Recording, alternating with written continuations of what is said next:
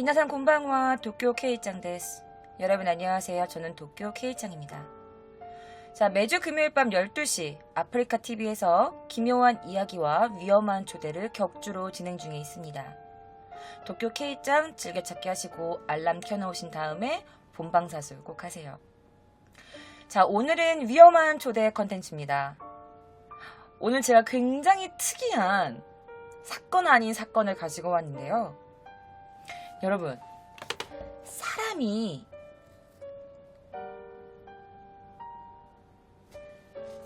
지금부터 여러분들을 위험한 조대로 초대합니다.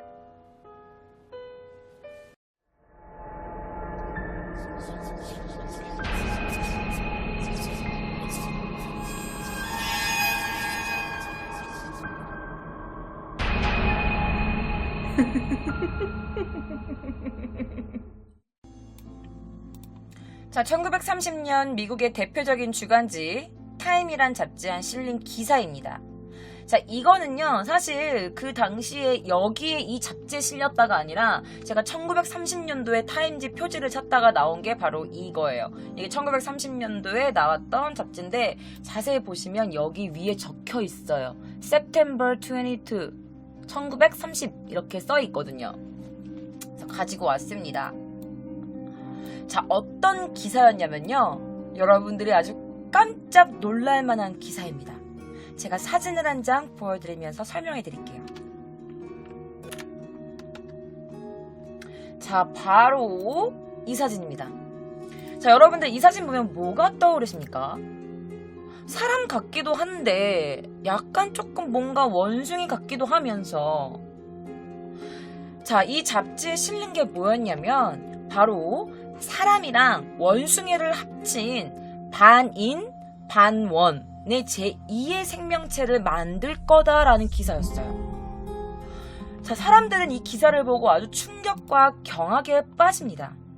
왜냐면 생각해봐요, 여러분들. 이 지금 인류에 사람이랑 원숭이랑 같이 유전자를 합쳐가지고 이 사숭이도 아니고 이게 뭐야, 이상하잖아. 그래갖고 사람들이 막 어떻게 그런 반인륜적인 행동을 할 수 있냐, 이건 뜯어 말려야 된다 이러면서 사람들이 막 들고 일어나기 시작하지. 자, 그러면 여러분들이 궁금해하실 게 바로, 그러면 이걸 누가 만드는데요? 이게 뭐 가능한 사람이 있어요? 있었습니다. 바로 이 사람입니다. 자, 반인 반원이라는 프로젝트를 만든 사람은 바로 일리아 이바노비치 이바노프라는 그 사람이었어요. 이 사람은 소련 출신의 동물 육종학자였습니다. 자, 그는 1870년 7월 20일생으로 러시아와 소비에트의 연방의 미생물 학자이기도 했어요. 자, 그럼 여러분들이 이렇게 생각할 거예요. 동물 육종학이 뭐예요? 들어본 적 없는데? 그러니까 바로 동물 육종학은 동물의 개량 그리고 품종 개발에 대해서 연구하는 학문이래요. 특히 이 일리아 이바노비치 이바노프라는 이 박사는 동물 인공수정의 전문가였어요. 동물 인공수정, 어떤 게 있었냐면요,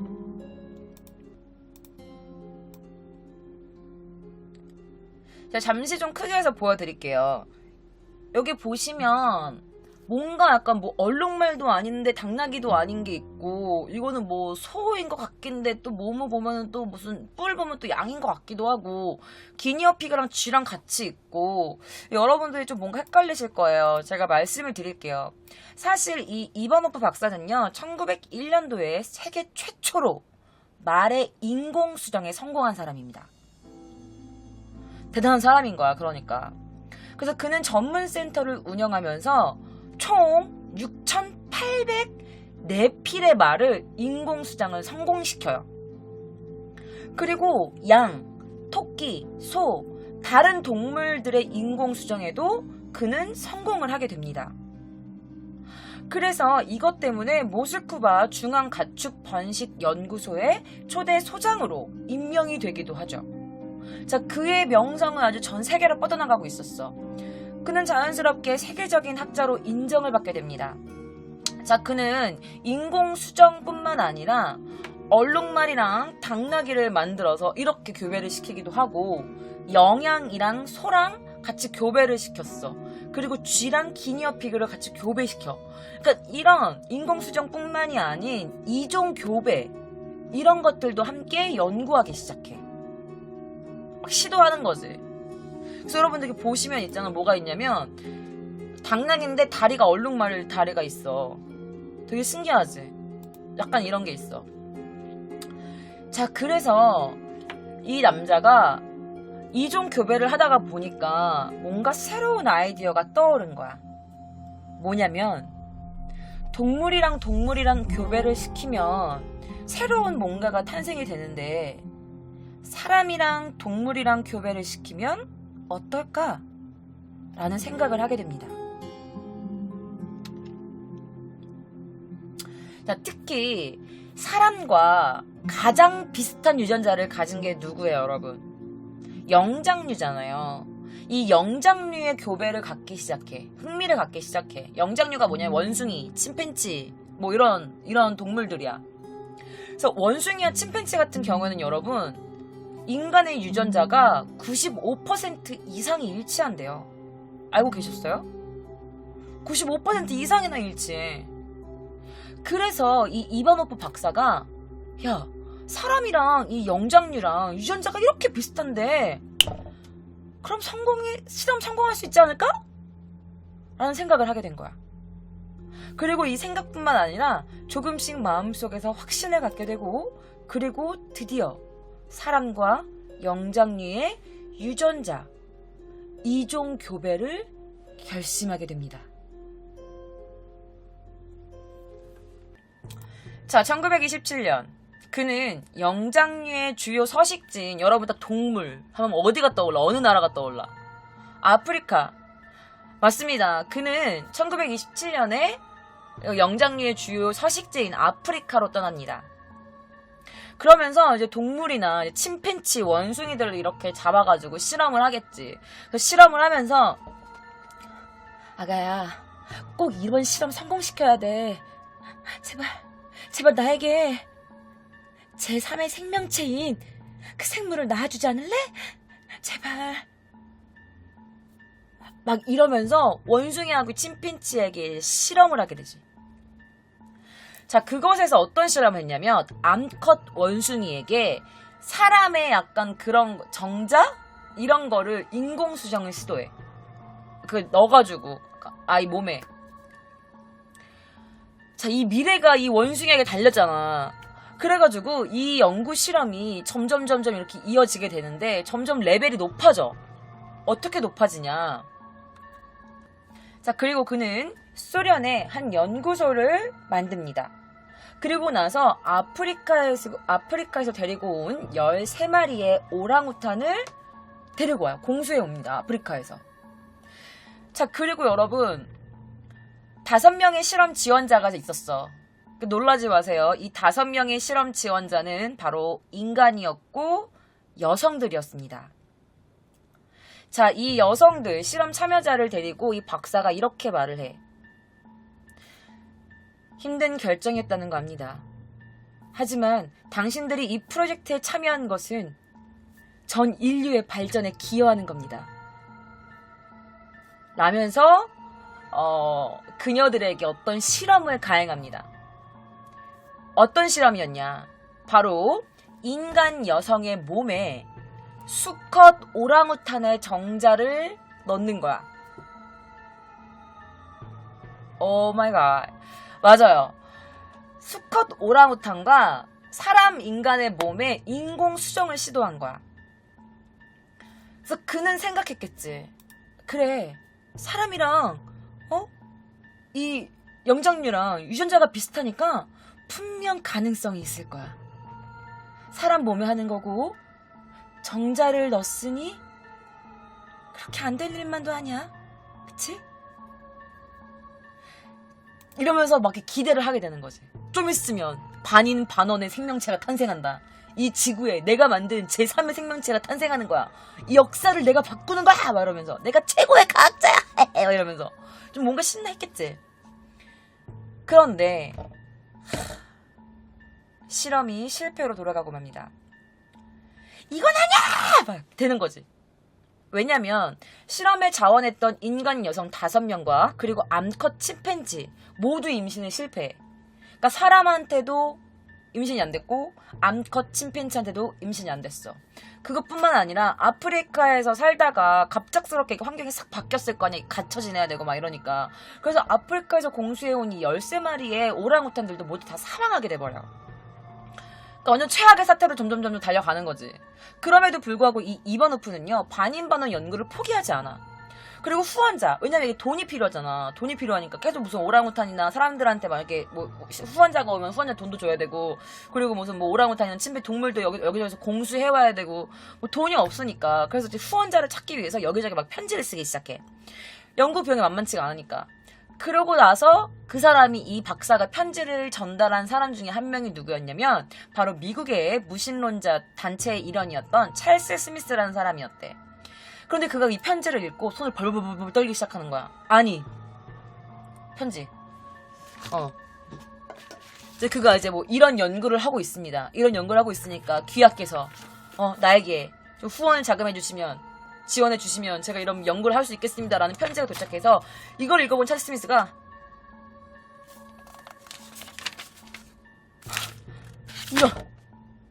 이런 말도 안 되는 짓거리 한 사람이 이 세상에 있다니 라고 놀란 거지. 그러면서 그 사람이 너무너무 놀래서 이 사실을 당장 알리겠다. 이 세상에 다 까발려야 돼. 이런 미친 실험하는 사람이 어딨냐라면서 이 실험을 반대하게 됐고, 이 사실을 아까 제가 보여드렸던 미국 시사지 타임즈에 고발하게 됩니다. 그래서 1930년도에 그 타임즈에다가 이 기사가 실리게 됐고, 이 사건으로 인해서 이 이바노프의 반인반원 그 프로젝트 연구가 전 세계에 전국적으로 알려지게 됩니다. 그리고 사람들은 당연히 이 미친 실험을 당장 중지해야 된다. 미쳤냐. 이게 어떻게 반인륜적인 이런 아주 그 미친 사이코 짓을 할 수 있냐. 막 이러면서 팍 사람들이 막 비난하기 시작해. 당시 해외 언론들조차 반인륜적이고 비도덕적인 실험이다라면서 그에게 막 비난을 퍼부었어. 그리고 사람들은 그를 미치광이 과학자라고 부르기 시작했지. 자, 그리고 나서 소련 정부가 사태 수습에 나서기 시작해. 그리고 급기야 1930년도에 스탈린, 그 당시에 그 소련을 지배하고 있었던 이 스탈린이라는 사람의 동지의 허락 없이 어떻게 이런 실험을 진행할 수 있냐, 너 불법 연구 혐의로 체포한다 라면서 그를 잡아가요. 정보 허락 없이 이렇게 위험한 실험을 했으니까 라면서 그런 명분을 내세워서 그에게 죄를 다 뒤집어 씌우고 러시아에서 추방을 해버려. 그는 결국에 5년형을 선고받고 카자흐스탄으로 추방돼가지고 살다가 1년 뒤에 1932년도에 사망을 하게 됩니다. 그런데 이게 사실이 아니었어요. 자, 한 문서가 발견됩니다. 이게 뭐였냐면 2005년도에 모스크바 문서 보관소에서 1급 탑 시크릿 문서야. 1급 기밀 문서가 공개돼 버린 거야. 그래서 이 사실이 알려지게 돼. 어떤 사실이냐면, 사실 이 미친 과학자로 알려져 있던 이 이바노프가 정부 몰래 불법적으로 뭐 이런 연구에 미쳐가지고 이렇게 한 게 아니라 사실은 스탈린이란 사람의 지시였다라는 거야. 대체 무슨 일이 있었던 거며, 그리고 스탈린이란 사람은 대체 누구일지 지금부터 여러분들께 알려드리도록 하겠습니다. 자, 그의 이름은 이오시프 비사리오노비치 스탈린이라는 사람이었습니다. 1879년 12월 18일생이고, 그는 러시아의 정치가, 공산주의 운동가, 노동운동가이자 소비네트 연방의 군인, 정치인, 작가, 시인, 언론인이었어요. 그의 수많은 가명이 있었대. 그 가명 중에 하나가 바로 이 스탈린이라는 가명이야. 이 스탈린은요, 강철이라는 의미를 뜻한대요. 사실 이게 티빌리시 신학교 시절에 그의 필명으로 쓰이던 거였대. 그러니까 이 사람이 시인이고 막 글도 쓰고 작가기도 했으니까 자기 필명으로 쓰였던 이 스탈린이란 이름이 굳어져서 자신의 본명으로 사용하게 된 거라고 해요. 스탈린의 본래 이름은요, 조지아어로 이오셀 베사리오니스 제주가슈빌리라는 이름이야. 어릴 적의 이름이자 애칭은 소소였대요. 어쨌든 그때 당시에는 스탈린이라는 이름으로 불리게 됐었어. 그는 1924년 1월 21일부터 1953년 3월 5일까지 소비에트 연방의 최고 권력자였습니다. 그런데 이렇게 외모만 보면 뭐 언론인이기도 하고 작가기도 하고 이렇게 보면 되게 약간 뭐랄까 좀 중후한 매력이 있는데 이런 그가 이렇게 바뀝니다. 자, 이거는 여러분 아무래도 약간 뭔가 포토샵이 있는 것 같죠. 그렇지만 제가 지금부터 여러분들께 설명해드릴 약간 그의 이미지가 이 이미지가 좀 비슷한 것 같아가지고 가지고 와봤습니다. 동일 인물입니다. 자, 그는 이런 고민을 하기 시작합니다. 안돼. 이래선 안돼. 이렇게 해서는 소련이 세계를 장악할 수가 없단 말이야. 어떡하지. 자, 1924년 레닌이 사망한 이후에 소련의 정권을 잡게 된 스탈린. 당시 제1차 세계대전이 끝난 뒤에 국가 안보를 위한 어떤 뭔가 군사력 강화? 이런 게 그 당시에 굉장히 절실했대. 자, 그리고 그는 유럽만큼 공업화를 이루겠다는 목표를 위해서 국민 경제를 위해서 제5개년 계획을 세우기도 했어요. 옛날에 국사 시간인가 사회 시간에 배웠던 것 같아. 어쨌든 하지만 그의 문제는 사람이었어. 봐봐,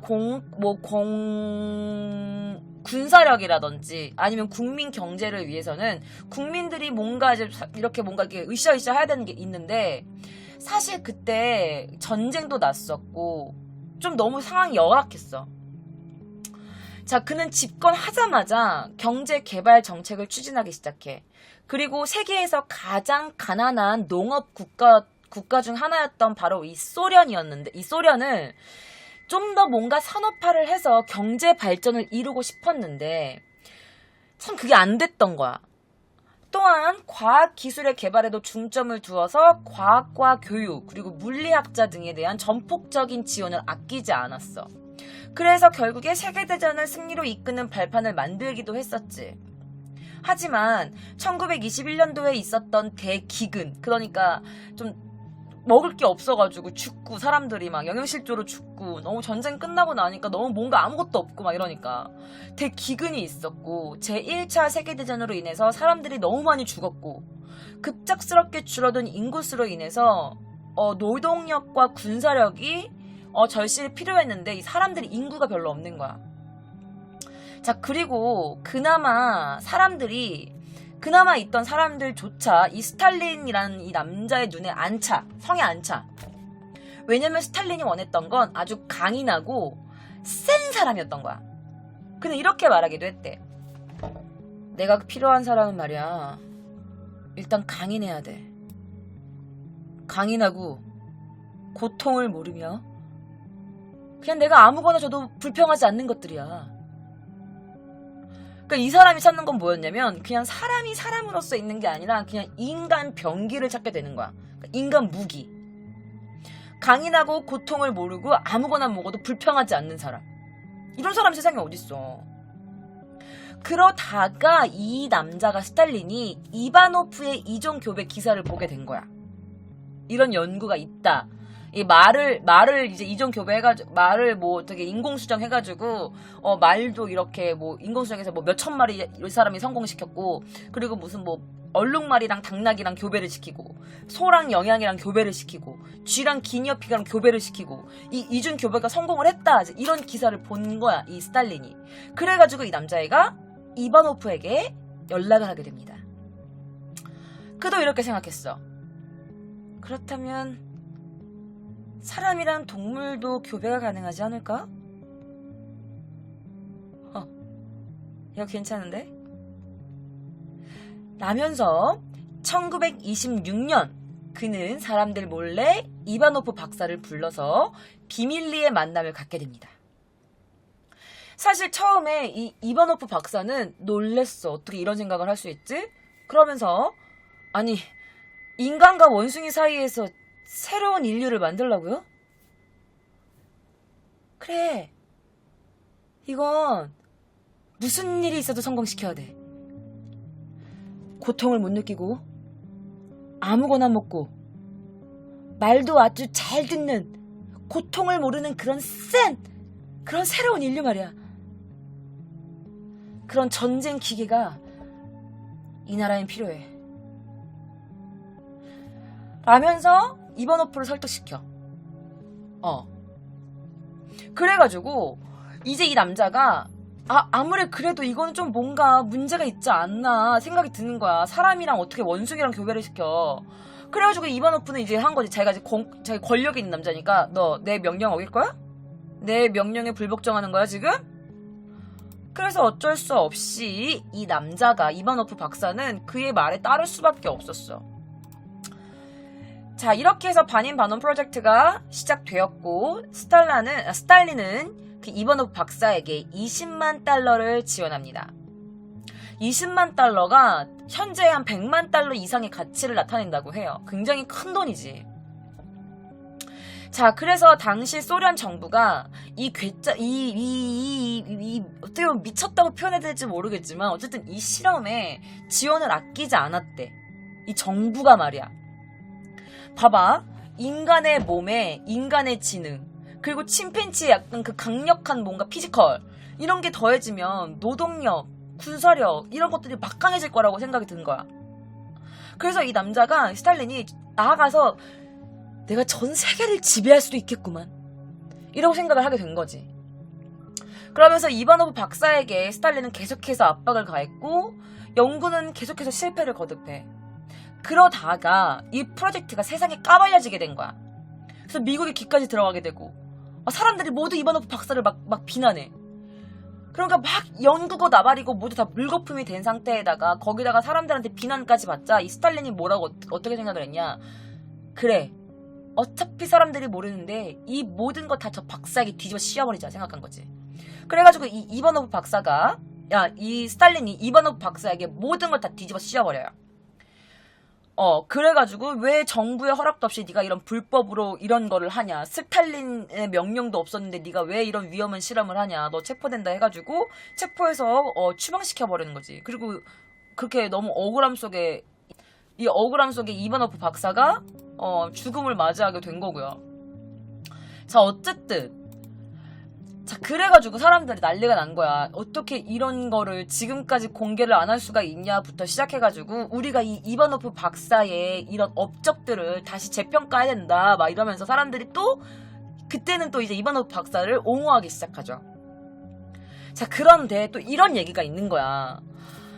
자, 스탈린이란 사람이 집권하기 전에 1910년도, 그러니까 이 사람이 정권을 잡기 전에 1910년도에 오스트리아의 한 생물학 학회에서 반인반원 연구에 대해서 이 이바노프 박사가 언급한 적이 있다라는 말이 나와. 이 남자가 그 연구를 하라라고 명령하기 전부터. 원래 처음으로 오스트리아 그리츠의 생물학회 때 그가 이 스탈린과는 상관없이 이미 연구를 하고 있었다라는 말이 나오게 된 거지. 그래서 그 실험을 했던 것도, 하지만 그 실험을 했던 것도 사실은 프랑스 파리의 파스테르 연구소랑 아프리카의 프랑스령 기니에서 프랑스인 총독의 승인을 받고, 그러니까 허락을 받고 그 연구를 시행을 하고 있었던 거다 라고 말이 나오게 된 거지. 그러다가 스탈린을 알게 되었고 스탈린이 그에게 협박하지 않았다. 오히려 이 이바노프 박사가 스탈린한테 금전적으로 좀 도움을 달라라면서 그를 설득했을 것이다 라면서 반론하는 사람들도 있다고 해요. 뭐가 정답인지는 아무도 모르는 거지. 자, 사실 그는요, 집권 이전에는, 이 스탈린이라는 사람이 집권 이전에는 애칭이 되게 많았대. 집권 기간 중에는 만능의 천재, 빛나는 태양, 삶의 지주, 위대한 조직자, 위대한 지도자, 위대한 선생이며 친구 막 이러면서 사람들에게 굉장히 찬양을 받았대. 그리고 한때는 러시아 정교회의 부주교로부터 공공연하게 우리의 아버지이다, 우리의 아버지라고 불릴 정도로 사람들한테 굉장히 칭송받는 사람이었어. 그런데 그가 죽은 뒤에는 어떻게 변질됐냐면 공산주의를 변진시킨 독재자로 재평가되면서 조지아의 인간 백정이라는 별명까지 붙을 정도로 그의 명성이 좀 많이 떨어졌다고 합니다. 과연 스탈린이 강압적으로 명령을 해서 이 이바노프 박사가 그 반신 반원의 반인 반원의 그 프로젝트를 성사시킨 건지 하게 된 건지, 아니면 원래부터 그 프로젝트를 몰래 연구하고 있던 이 이바노프 박사가 이 스탈린에게 돈 좀 줘봐요, 우리가 새로운 생명을 만들 수 있다니까? 라면서 그를 설득한 건지, 그건 아무도 모릅니다. 자, 여러분들의 생각은 어떠세요? 그런데 말이에요, 여러분. 제가 이거를 막 조사하다가 사실 여기까지만 하고 끝내야겠다라고 생각을 했었어. 그런데 새로운 진짜 인간이랑 원숭이랑 같이 이렇게 뭔가 섞인 것 같은 그런 생명체가 나타나요. 제가 이걸 안 가져올 수 있겠습니까? 그래서 가지고 왔습니다.